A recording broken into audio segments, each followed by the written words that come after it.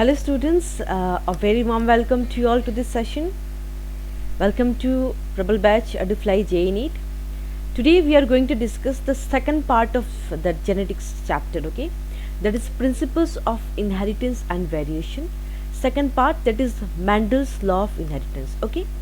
Today we are going to study very interesting thing about this part peculiarly, okay? So I want you to see the video until the end, okay? So you'll get to know of some interesting facts about genetics today, right? So let's begin today's class.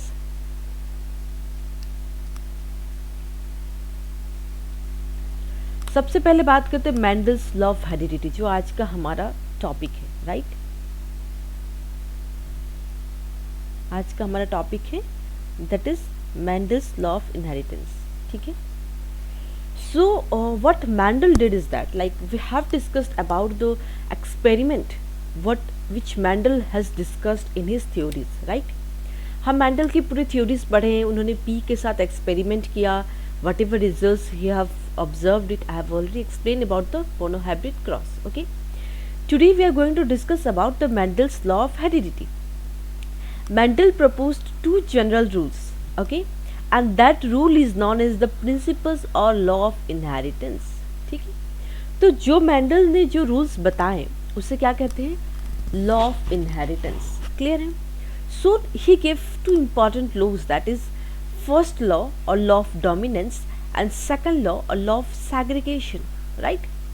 सो हम इन दोनों law को पढ़ेंगे, we'll discuss, and already the example of this two laws I have already discussed. Okay, हम इसके law पढ़ना चाहेंगे. बगैर लॉ पढ़े, विदाउट लॉ, मेंडल ने किसी चीज़ का कोई हाइपोथेसिस नहीं दिया था. पहले उन्होंने लॉ बनाया था, एक्सपेरिमेंट करके उन्होंने लॉ को कंप्लीट किया था कि इस लॉ के थ्रू ही ये एक्सपेरिमेंट को हम फुलफिल कर सकते हैं, राइट?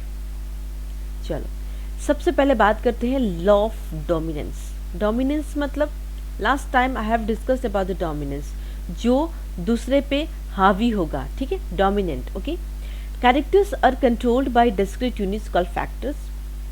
जो भी कैरेक्टर्स होती हैं, वेदर इट बी प्लांट और एनीथिंग, कोई भी कैरेक्टर्स का जो कंट्रोल करता है वो कौन? फैक्टर्स. और फैक्टर्स कैसे होते हैं? वो पेयर में होते हैं. जैसे कि अभी मैंने पिछले क्लास आपको येलो प्लांट के बारे में डिस्कस किया था, रिंकल्ड, राइट?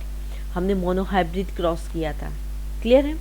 तो factors will always occur in pair. Basically this is the law which helps in knowing the monohybrid cross. This law is applicable in case of monohybrid cross. Clear है? The factors always occur in pair. This is also clear because we have set the examples, and with the help of examples I have discussed with you all the monohybrid cross. Clear है ना? In a dissimilar pair of factors, one member of the pair dominates the other. Remember, जब हमने cross करवाया था और F1 generation monohybrid cross को थोड़े से दिमाग में ले आएंगे ना, बहुत अच्छे से क्लियर हो जाएगा कि हमने एक पेयर क्या था? डोमिनेट था, अदर रिसेसिव हुआ था. जब हमने F1 जनरेशन में क्रॉस किया था, फिर F1 के बाद हमने F2 के बाद पुनेट स्क्वायर किया था. रिमेंबर एवरीथिंग, ठीक है ना? तो वो जो चीज़ें हमने मोनोहाइब्रिड क्रॉस में ऑलरेडी स्टडी की, उसी को हम लॉ फॉर्म में बता रहे हैं. ये लॉ मेंडल ने पोस्टुलेट्स किया था, ठीक है? देखो, this law is used to explain the expression of only one of the parental characters in monohybrid cross F1 and expression of both in F2. Also explains the proportion of 3:1 in F2. 3:1 मतलब this is the phenotypic ratio, okay, which I have already discussed in case of monohybrid cross. I have discussed the phenotypic ratio कैसे निकालते हैं, genotypic ratio कैसे निकालते हैं. बहुत easy है, very simple. थोड़ी बहुत बायोलॉजिकल, आई मीन थोड़ा बहुत मैथमेटिकल अप्रोच मेंडल ने प्रपोज किया था. बहुत इंटरेस्टिंग पार्ट है ये, ठीक है ना? तो उन्होंने ये जो लॉ एप्लीकेशन किया, law of dominance, monohybrid cross में किया, तो वहाँ उन्होंने क्या एक्सप्रेस किया कि एक one of the parental characters in monohybrid cross, और वो जो पेरेंटल कैरेक्टर्स कैसे एक्सप्रेस करते हैं, जीन एक्सप्रेशन कैसा होता है, ठीक है? And also he explains about the phenotypic ratio that has already been illustrated by me in previous classes. Actually this is Mendel's theory, but it's in your syllabus, so you have to know about it. And it's, if you are going to study in genetics in your near future, if you are going to have your graduation degree in genetics, you have to know the Mendel's theory. This is the basics of genetics, okay? चलो now will talk about the second law, that is the law of segregation. ठीक है, ये law क्या बोलता है? It states that when a pair of factors for a character brought together in hybrid they segregate during the formation of gametes. ये कह रहे हैं कि जब भी हम कोई पेयर ऑफ कैरेक्टर्स या फैक्टर्स, अगर हम कोई पेयर ऑफ फैक्टर्स सपोज इसी को लेके आए, round yellow, okay, round yellow, ठीक है, अगर हम कोई पेयर ऑफ कैरेक्टर्स लेके आते हैं फॉर ए कैरेक्टर, जब वो हाइब्रिड में, अगर हम इसकी हाइब्रिड लिखते हैं, suppose this is round yellow, wrinkled green, okay, जो हम अभी हाइब्रिड क्रॉस बताने वाले हैं, तो इसमें गैमेट्स होगा capital R, capital Y, small R, small Y. तो जब हमने इसका क्रॉस किया, capital R, small R, capital Y, small Y, this will be the F1 generation में जब हम क्रॉस कराएंगे। तो गैमेट्स, तो उन्होंने कहा कि जब भी ये हाइब्रिड फॉर्म में आते हैं तो what they will do, separate, वो सेग्रीगेट हो जाएंगे। सेग्रीगेट का मतलब सेपरेट हो जाएंगे। जब गैमेट फॉर्मेशन होगा तो जो हाइब्रिड कैरेक्टर होंगे वो सेपरेट हो जाएंगे। This is about the law of segregation. ठीक है, फॉर्मेशन ऑफ, जब भी गैमेट फॉर्मेशन होगा तो वो क्या करेंगे, सेपरेट हो जाएंगे। ये है लॉ ऑफ सेग्रीगेशन। ठीक है, alleles do not blend and both the characters recovered in F2 and one in F1। तो जो अलील्स, ये जो कैरेक्टर्स, जो एलील्स, ये जो राउंड येलो जो है ना, ये राउंड जो है इसको क्या कहेंगे, अलील्स कहेंगे। Alleles always stay in a pair. ठीक है, तो जो अलील्स फॉर्म्ड होंगे, ये जो अलील्स हैं, वो जो कैरेक्टर्स शो करेंगे वो कैरेक्टर्स F2 जनरेशन और F1 जनरेशन में रिकवर्ड हो जाएंगे। वापस वो कैरेक्टर्स मिल जाएंगे जो एलिस हमने चूज किए थे, राइट। जो भी एलिस हम चूज करेंगे, राउंड येलो के साथ रिंकल ग्रीन का क्रॉस करवाते भी हैं तो भी हमें F1 F2 जनरेशन में कैरेक्टर्स मिलेंगे कि नहीं, you will get the characters of the alleles, right. Factors which is present in parents segregate and gametes receives only one of the two factors. Okay, जो भी फैक्टर्स प्रेजेंट होंगे parents में वो क्या करेंगे, सेपरेट हो जाएंगे, और जो गैमेट होंगे वो दोनों पेरेंट्स से एक एक फैक्टर्स रिसीव करेंगे। वेरी इंपॉर्टेंट थिंग, जब भी कोई एलील्स का क्रॉस होता है तो जो भी दो एलील्स का हमने क्रॉस करवाया है उन दोनों में से इक्वल अमाउंट ऑफ कैरेक्टर्स जो है प्रेजेंट होते हैं। फैक्टर्स जो रिप्रेजेंट करेंगे उस जीन को, वो दोनों फैक्टर्स दोनों एलील्स से प्रेजेंट होंगे। क्लियर है? तो ये लॉ इस एलील्स के बारे में डिस्कस करता है, about the factors and the alleles. Okay, जैसे कि होमोजाइगस होते हैं। होमोजाइगस पेरेंट क्या होता है, जैसे मैंने प्रीवियस क्लास में बताया, अगर ये स्मॉल आर तो ये homozygous, gametes resemble the same, जैसे कि राउंड और स्मॉल आर रिंकल। ठीक है ना, तो गैमेट्स जो है वो same kind of gametes resemble करेंगे, उसी को क्या कहेंगे, homozygous parent. Same, homo means same, heterozygous उसका ऑपोजिट हो जाएगा, that means two kind of gametes each having one allele with equal proportion. ठीक है, तो यहाँ two kind of gametes form होंगे, ईच गैमेट जो है इक्वल एलील, जैसे कि capital R, small R. Remember हमने हेटेरोजाइगस के बारे में बताया था, तो capital R half proportion capital R का होगा, हाफ प्रपोर्शन स्मॉल आर का होगा, उसी को कहेंगे हेटेरोजाइगस पेरेंट। क्लियर है? सो ये लॉ ऑफ सेग्रीगेशन बताता है, about the law of segregation. अब हम बात करते हैं, it's about the incomplete dominance. ठीक है, Correns, this is the name of the scientist who discovered the incomplete dominance. So name of the scientist is important. Clear? तो Correns what he did was he discovered incomplete dominance in Mirabilis jalapa। this in Mirabilis jalapa में उन्होंने, ये plant का नाम है जिसमें इन्होंने incomplete dominance को डिस्कवर किया था। Okay, so excuse me, so incomplete dominance is also known as partial dominance, semi dominance. Clear है? So this is the definition, the inheritance in which allele for a specific character is not completely dominant over the other allele is called incomplete dominance। नाम से ही पता चलता incomplete means कुछ तो कमी है, right. कोई भी इनहेरिटेंस या कुछ भी अगर हम एक्वायर किए from two alleles for a specific character, अगर वो एलील उस पर पूरी तरह डोमिनेंट नहीं है, पार्शियल डोमिनेंट जिसको कह सकते हैं, उसी को कहेंगे इनकम्प्लीट डोमिनेंस। क्लियर है? जैसे कि उन्होंने जो प्लांट लिया था स्नैपड्रैगन और एंटेरिनम स्पीसीज को उन्होंने क्रॉस करवाया था। क्या किया था उन्होंने? They cross between true breed red flower. Okay, true breed red flower. True इसलिए कह रहे हैं क्योंकि सिर्फ इसमें रेड कलर का फ्लावर ही है, इसमें कोई और दूसरा कैरेक्टर प्रेजेंट नहीं है, क्लियर याद रखना। और जो वाइट फ्लावर है वो सिर्फ वाइट है, उनमें किसी तरह की कोई अलग कलर की कम्बिनेशन नहीं है। रेड एंड वाइट इन दोनों का ट्रू ब्रीडिंग करवाया।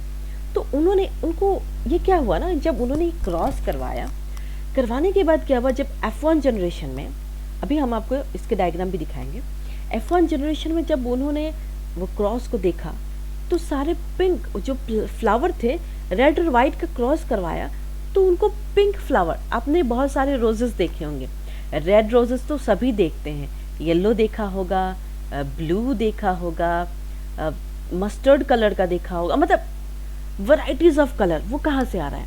वो सारे हाइब्रिड प्लांट है, राइट।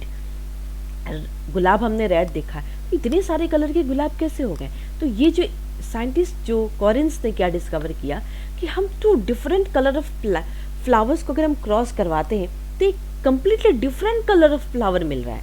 रिमेंबर, ये हम जो रेड और वाइट का क्रॉस करवाया तो हमें पिंक कलर का फ्लावर मिला।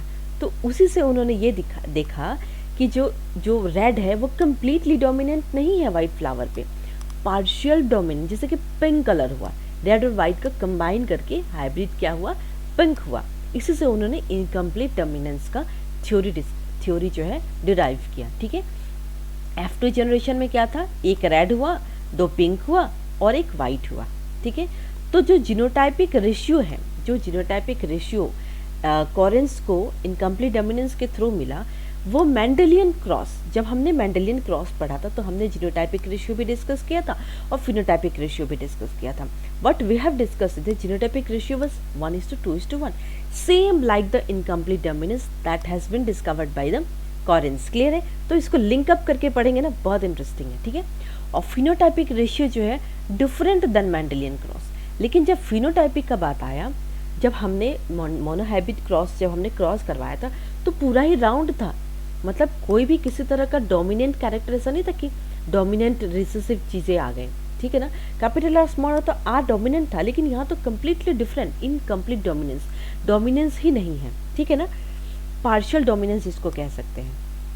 तो हम एक इम्पॉर्टेंट बात यहाँ बता सकते हैं आपको कि genotypic ratio of both the Mendel's and the incomplete dominance is same. Clear है? और जो फिनोटाइपिक रेशियो है वो जो है डिफर करते हैं मेंडेलियन क्रॉस से। क्लियर? चलो, now I show you incomplete dominance. सबसे पहले बात करते हैं, जब भी कोई क्रॉस होता है तो बिटवीन द पेरेंट्स क्रॉस होता है, तो हम बात करते हैं parental generation. Clear? So this is red and white, जो सर ने कॉरेंस साहब ने किया था, red capital R and small R. हमने इसको W से क्यों नहीं रिप्रेजेंट किया? क्योंकि हमारे लिए इजी होगा। Capital R small R we have chosen. Okay, so first will have to find out the gametes. Okay, so this is gametes capital R and this is small r। Clear? So this gamete has to be fused, gamete fused हो गया तो capital R small r, एक completely different plant मिला Correns को। तो this is about the F1 generation. Clear? Capital R small R pink. अब अगर हम इस गैमेट्स को लिखें तो गैमेट्स कैसा होगा, हाफ कैपिटल आर होगा और हाफ स्मॉल आर होगा।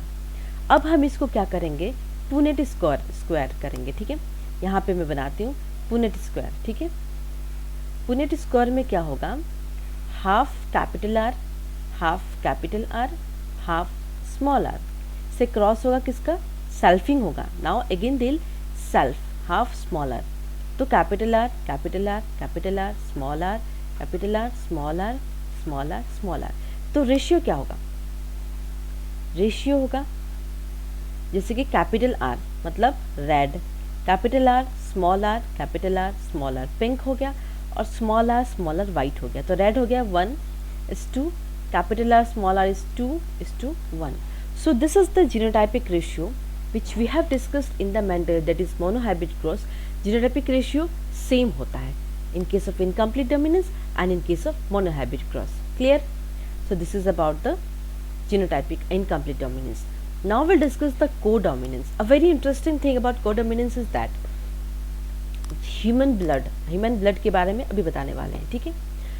Codominance occurs when two different alleles of the same gene are present in a living being and both alleles are expressed separately in different parts of an organism. That means codominance incomplete से थोड़ा सा difference है. जब दो different alleles उस gene उस living thing में present है, दो डिफरेंट अलील्स प्रेजेंट हैं, लेकिन दोनों अलील्स जो है सेपरेटली एक्सप्रेस कर रहे हैं. दोनों जो दो अलील्स एक सिंगल जीन में प्रेजेंट है, वो दोनों एलील्स जो हैं अलग अलग एक्सप्रेस करेंगे, सेपरेटली एक्सप्रेस करेंगे in different parts of an organism. And that very familiar example is blood type. कितने ब्लड ग्रुप होते हैं? ए होता है, बी होता है, ए बी होता है, ओ होता है, ठीक है. So these are the blood groups which are present in a human body. किसी का ए पॉजिटिव हुआ, किसी का ए नेगेटिव हुआ, B positive, B negative, A B positive, A B negative, O positive, O negative, right. And the important thing is that codominance represent the example of multiple alleles. Okay, तो this you have to remember. Clear है? तो बहुत सारे alleles present होते हैं on our blood cells, जैसे कि ए, B and ओ. ये तीन अलील्स है, इन अलील्स को कंबाइन करके हम ए बी ब्लड ग्रुप होता है, ठीक है. The O allele does not code for any protein, so they lack A and protein. जो O allele है, इसमें A और B प्रोटीन्स नहीं होते हैं, कोई प्रोटीन्स कोड नहीं होता है. तो O को हम क्या कहते हैं? यूनिवर्सल डोनर कहते हैं. ये जो ब्लड है ग्रुप है, हर किसी को डोनेट कर सकता है, right. The O trait on the other hand is a good example of a dominant recessive relationship. If either A or B is expressed, the O trait is not expressed. तो O trait जो O blood group है, this is the very good example of dominant और recessive relationship, ठीक है. If either ए और B, अगर ए और B दोनों में से कोई एक्सप्रेस नहीं है तो O भी एक्सप्रेस नहीं होगा. That means O blood group में ए और बी प्रोटीन्स नहीं प्रेजेंट होते हैं, ठीक है. चलो, this is the chart and this chart is from NCERT book which I have taken. Okay, तो allele from parent, that is IA, I to the power A should be there. okay, I raised to the power A. अगर हमने allele parent का blood group A है और suppose this is father and this is mother. okay, तो father का blood group अगर A है, mother का भी A है, तो the children का क्या होगा? A blood group होगा. And I'll show you a very simple technique which I have learned in my HS classes कि ब्लड ग्रुप कैसे निकालते हैं, ठीक है.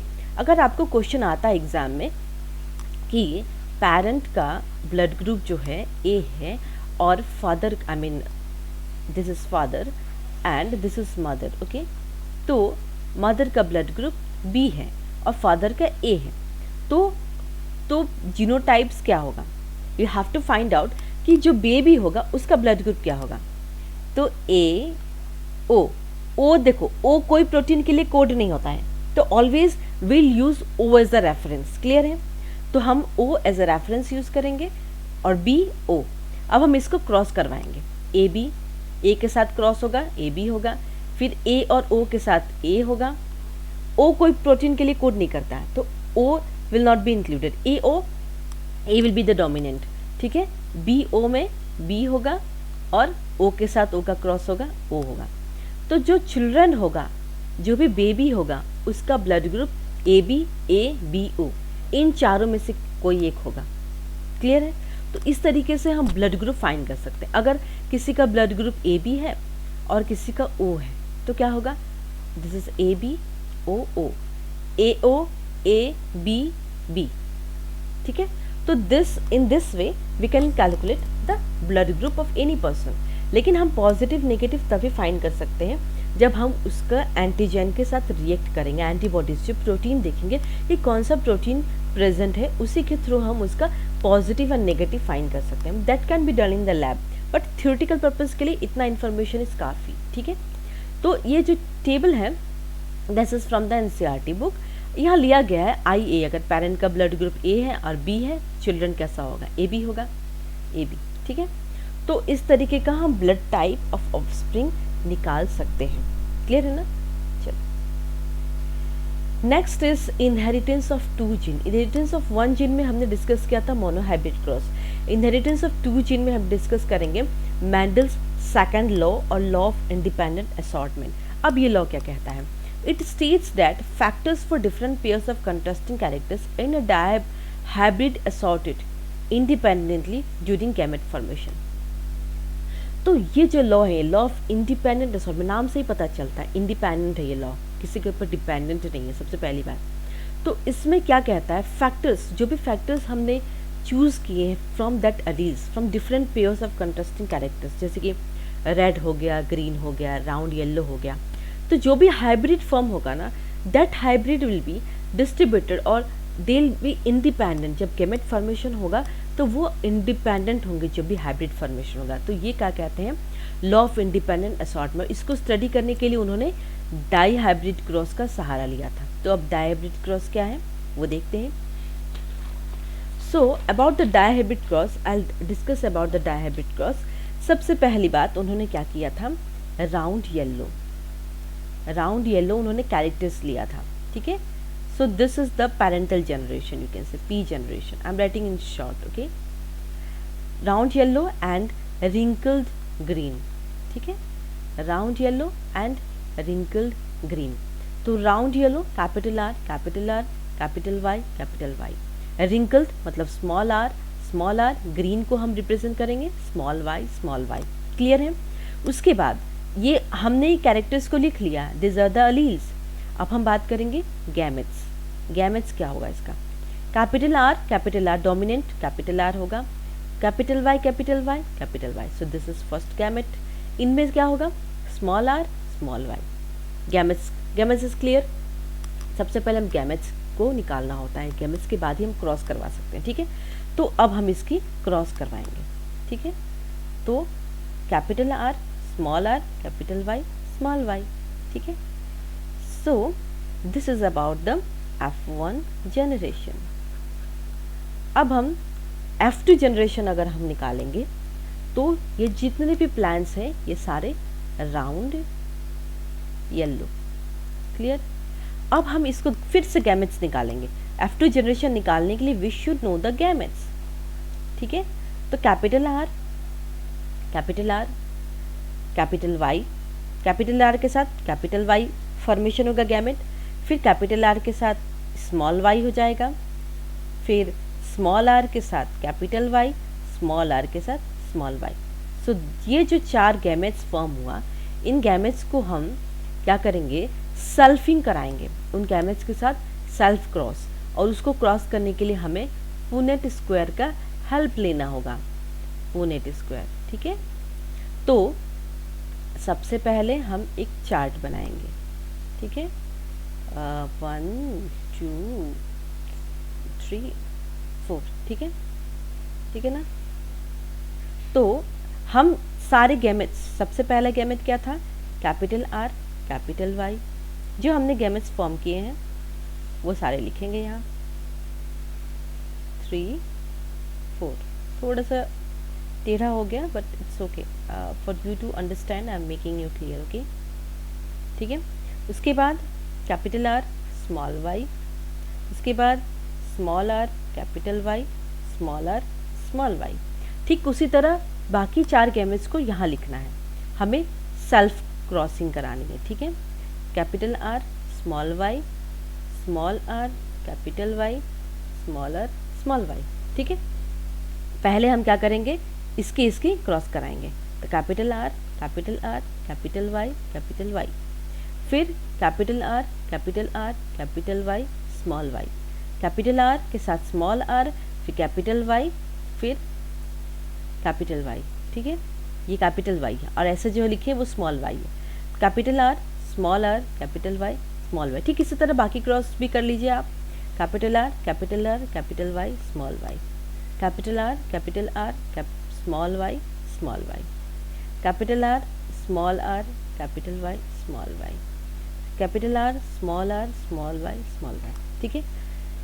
अब बात करते हैं इस रो की, capital R small R capital Y, capital R small R capital Y, small R capital Y, small R capital Y, capital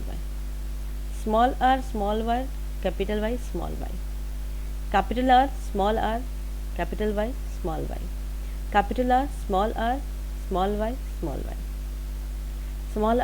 R capital Y, small R small Y. अब बात करते हैं हम रेशियो की। तो जब हम रेशियो लिखेंगे तो सबसे पहले हमने क्रॉस कराया था राउंड येलो। हमें जो भी कैरेक्टर्स मिले हैं राउंड येलो, हम अभी काउंट करके आपको बताएंगे रेशियो कैसे निकालेंगे, ठीक है। राउंड ग्रीन, पहले राउंड येलो होगा, फिर राउंड के साथ ग्रीन भी हो सकता है। अभी मैं आपको कैरेक्टर्स दिखाऊंगी। रिंकल्ड ग्रीन और रिंकल्ड येलो, पहले येलो फिर green, wrinkled yellow then wrinkled green, ठीक है। तो देखो राउंड येलो मतलब capital R capital Y, that means round और येलो दोनों ही डोमिनेंट है। तो देखो निकालो, देखो राउंड येलो, ये भी राउंड येलो है, स्मॉल वाई रिसेसिव है, तो कैपिटल वाई डोमिनेंट होगा, तो 2 हो गया, ये 3 हो गया, ये भी डोमिनेंट है, ये डोमिनेंट है, 4 हो गया। राउंड येलो 5 हो गया, राउंड येलो ये नहीं हुआ, राउंड येलो 6 हो गया, राउंड ये नहीं है, ठीक है, ये है 7 हो गया, राउंड येलो 8 और यस 9। तो ये जो 9 है मतलब हमें कैपिटल आर कैपिटल वाई कितना मिला, 9 मिला। अब हम बात करते हैं round green, that means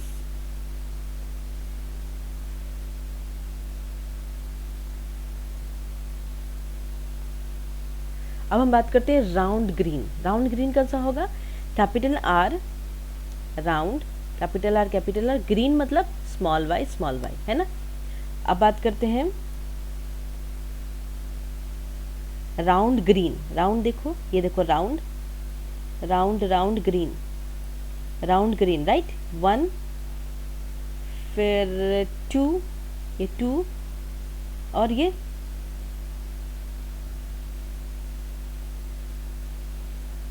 round green right, round green हाँ ठीक है, 3 कितना हुआ, 3 राउंड ग्रीन देख लेना आप, 3 है।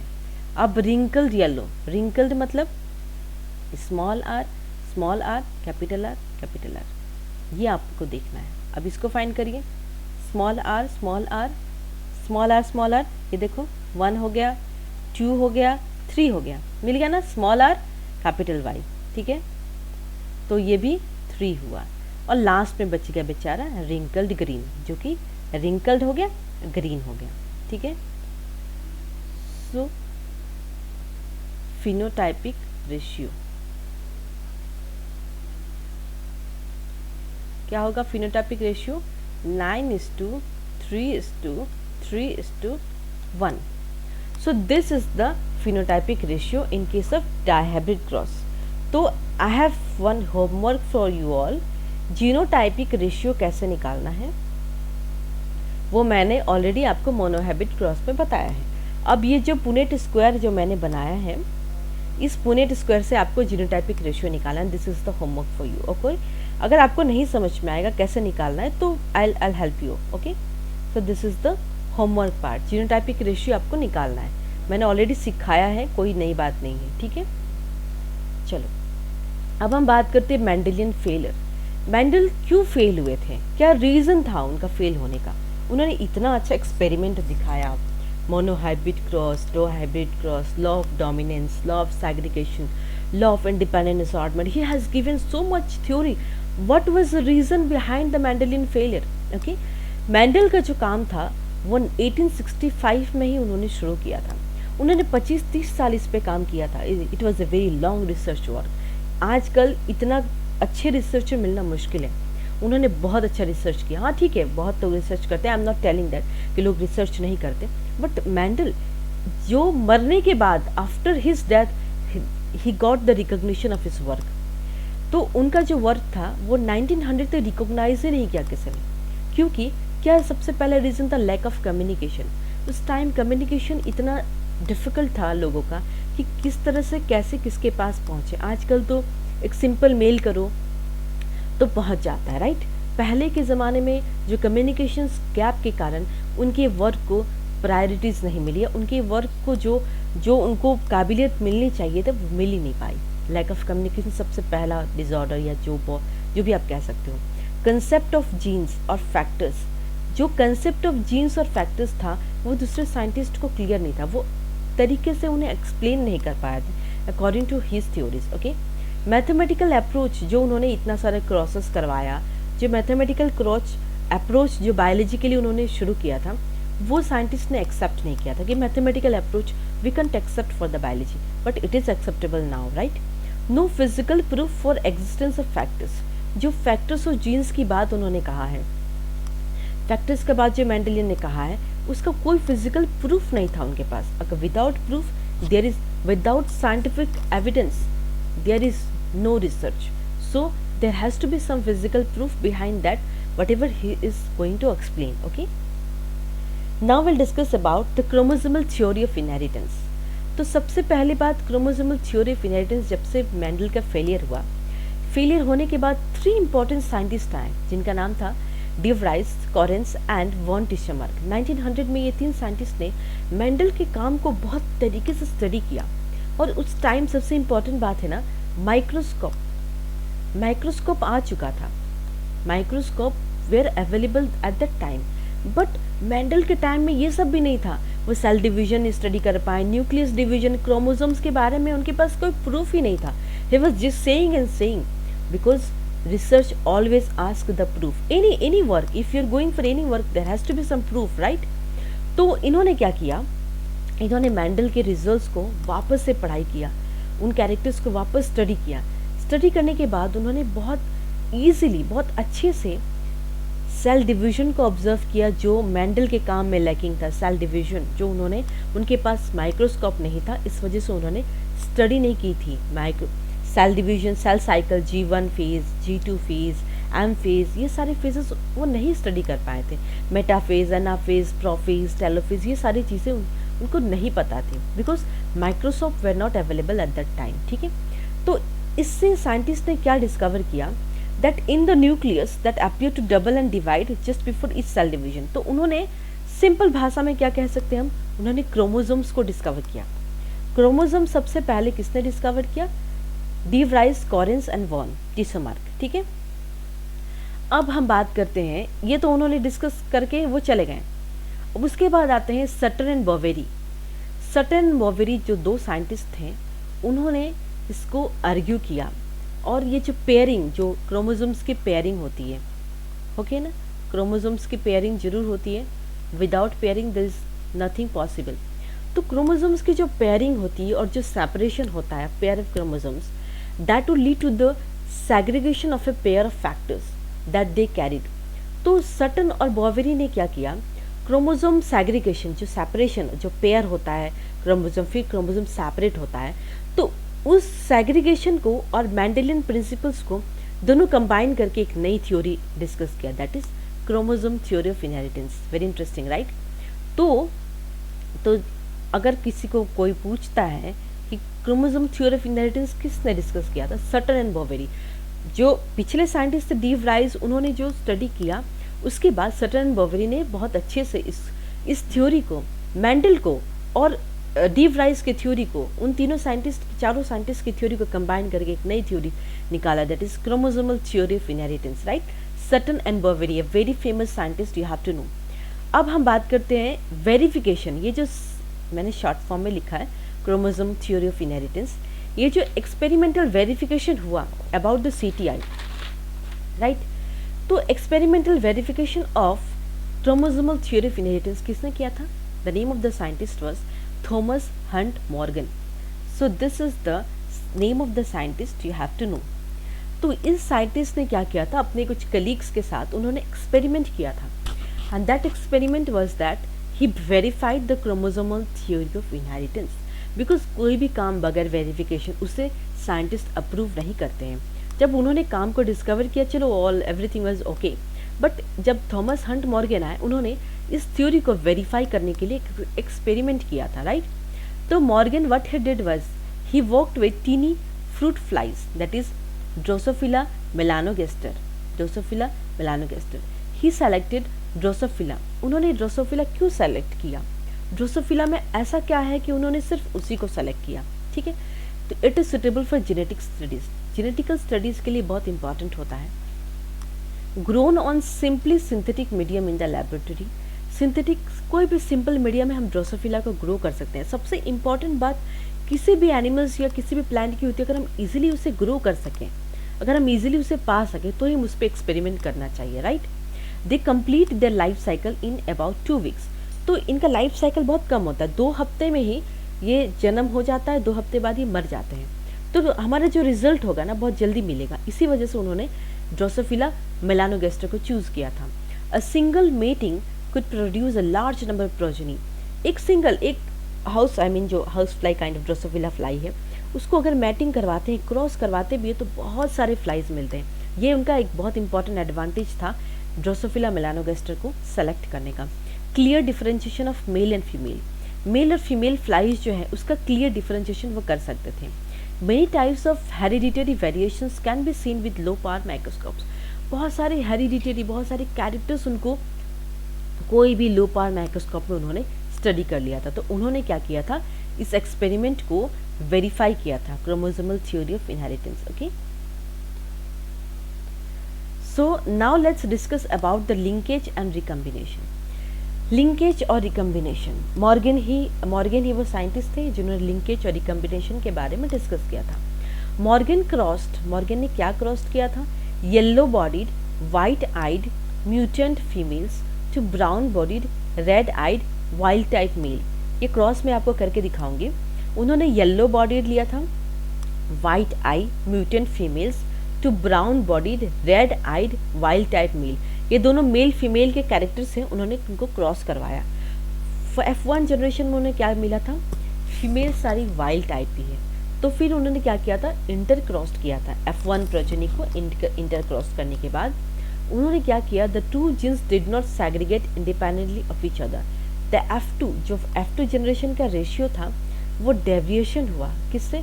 जब हमने डायबिट कॉज का रेशियो आपको बताया था, F2 जनरेशन में क्या था? 9:3:3:1। तो लिंकेज में ये मॉर्गन साइंटिस्ट ने क्या कहा? उन्होंने कहा कि जब उन्होंने ये स्टडी किया तो ये रेशियो से डेविएशन हो गया।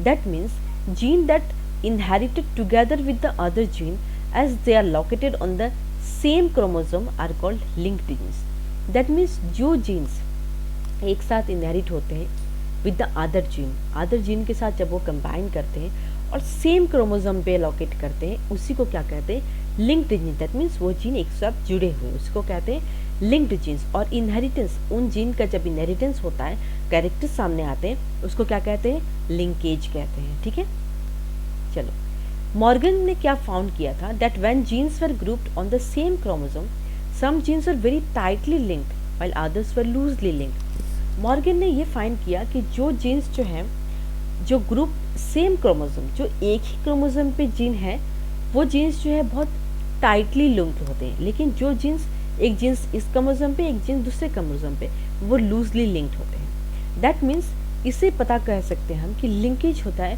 Physical association of genes on a chromosome. That means linkage. Okay, physical जो एक क्रोमोसोम्स है, उस सपोज दिस इज क्रोमोसोम, मैं बना के दिखा देती हूँ। तो यहाँ पे बहुत सारे जीन्स होंगे ना, तो जो जीन्स जो है एक साथ फिजिकली एसोसिएटेड होंगे, एक ही क्रोमोसोम पे होंगे, उसी को क्या कहेंगे? लिंकेज कहेंगे, right. Next will discuss about the recombination. The generation of non parental gene combinations is called recombination. It occurs in crossing over. The recombination जो है नॉन पेरेंटल जीन, जो भी जनरेशन नॉन पेरेंटल जीन के साथ जो combination होगा, उसी को रिकम्बिनेशन कहते हैं, जिसको हम crossing over, a very important thing in cell division. Okay, cell cycle में हम पढ़े हैं इसको ड्यूरिंग मियोसिस। ठीक है, तो अब हम क्या करेंगे? आपको क्रॉस करके दिखाएंगे। ठीक है, लिंकेज एंड रिकम्बिनेशन के बारे में। ठीक है, लिंकेज क्रॉस करेंगे। तो उन्होंने क्या किया था? येलो आइड फीमेल का क्या क्या कैरेक्टर लिया था? येलो वाई डब्ल्यू, ठीक है। और इसमें yellow, that is yellow white. उन्होंने फीमेल के characters, this is female represented by this, male is represented by this. Male को क्या किया था, वाइल्ड टाइप लिया था। वाइल्ड टाइप मतलब हम पॉजिटिव से रिप्रेजेंट करेंगे, ठीक है, हम इसको पॉजिटिव से रिप्रेजेंट करेंगे। तो this is yellow white and this is the wild type, okay. Next what he did is that,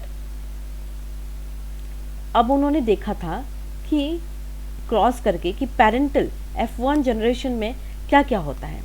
F1 generation में क्या होगा, सबसे पहले Y, that is YW and YW plus cross करवाया उन्होंने F1 जनरेशन में। F1 क्या क्या होता है, Y प्लस W प्लस। और एक में क्या होता है, म्यूटेंट स्ट्रैंड रहता है, एक ये होता है। This is the shape of the chromosome. Male का एक क्रोमोसोम वाई होता है, एक एक्स होता है ना, और फीमेल क्या रहता है, एक्स एक्स होता है क्रोमोसोम। मेल में क्या होता है, शेप ऑफ वाई क्रोमोसोम ऐसा टिंडल शेप होता है। तो इसलिए हमने ये शेप थोड़ा बदला है, ठीक है, वाई डब्ल्यू, येलो वाइट, ठीक है। तो this is about the F1 generation, ये F1 जनरेशन।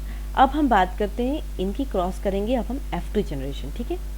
तो सबसे पहले Y प्लस डब्ल्यू और वाइल्ड टाइप होगा, पहले क्रॉस होगा इसके साथ वाइल्ड टाइप की।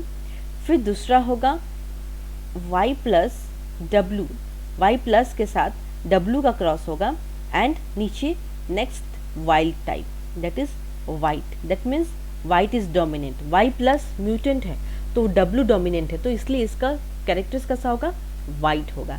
और ये इनमें दोनों ही वाइल्ड टाइप है, तो क्या होगा, ये वाइल्ड टाइप, ठीक है, क्लियर है। नेक्स्ट येलो वाई डब्ल्यू, इसमें क्या है, येलो डोमिनेंट है, येलो और वाइट दोनों ही डोमिनेंट है, ठीक है ना। और नेक्स्ट ये मेल स्ट्रेन है, ठीक है, क्रॉस तो मेल और फीमेल दोनों को होगा, राइट। तो ये Y और W प्लस का कम्बिनेशन, और मेल जो है ऐसे रहेगा, ठीक है। उसके बाद अभी हम क्रॉस कंप्लीट नहीं किए हैं, एक उसके बाद का क्रॉस होगा Y प्लस W प्लस और YW, next Y plus W and YW। ये सारे जब आप क्रॉसेस करोगे ना, इस तरीके से क्रॉसेस होगा, तो आप सब खुद लिख लोगे। और जो लास्ट होगा वो मैं यहाँ लिख देती हूँ, YW and YW plus and YW। सो ये जो लिंकेज के बारे में मैं यही बताना चाहती हूँ कि उन्होंने ये बताया था कि जो क्रोमोसोम्स है ना, उसको सेम क्रोमोसोम्स के ऊपर जो जीन्स होंगे जो एक साथ लिंक करेंगे उसी को लिंकेज है, नथिंग एल्स। तो उन्होंने ये एक्सपेरिमेंट बताया, और उन्होंने ये भी बताया कि जो रेशियो निकलेंगे, phenotypic ratio, that will be deviated from the Mendel's dihybrid cross, ठीक है। So with this I have completed the linkage और जो भी chromosomal theory of inheritance, dihybrid cross, Mendel's law of inheritance, ठीक है। If you like this video, you can share with your friends, okay। If you're new to this channel, please like, share and subscribe to my channel, okay। And the next class we are going to study about the sex determination, okay, very interesting chapter, बहुत अच्छा मज़ा आने वाला है genetics में आप लोगों को, ठीक है ना। सेक्स डिटर्मिनेशन ऑफ ह्यूमंस, ये हम पढ़ने वाले नेक्स्ट क्लास में, ठीक है। So with this I will conclude my class today, thank you so much.